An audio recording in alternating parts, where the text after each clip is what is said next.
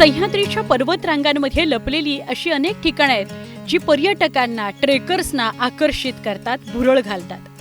आणि अशीच सह्याद्रीच्या कुशीत वसलेली लपलेली सांदण व्हॅली किंवा सांधण दरी असं आपण म्हणू शकतो.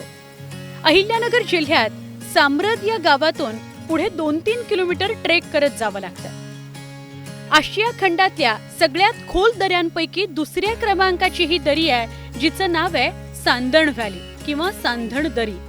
अतिप्राचीन काळामध्ये जमिनीला पडलेली भेग म्हणजे सांदण व्हॅली.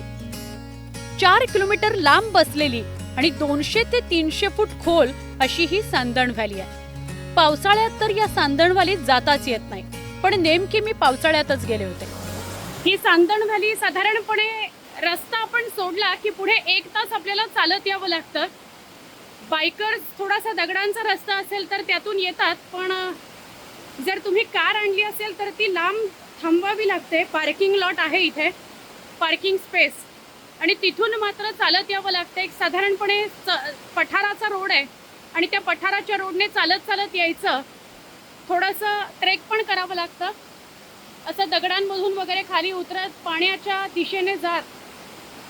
ही जी सांदण व्हॅली आहे यात अनेक जण जाऊन येतात, फोटो काढतात आणि तिथे लोक येत असतात, आनंद घेत असतात निसर्गाचा. आत्ता इथे जो आवाज आहे तो फक्त पाणी कोसळतं आहे, धबधब्याचं पाणी जे खाली येत आहे त्याचा आवाज आहे. आणि आजूबाजूला पूर्ण घनदाट झाडी आणि डोंगर.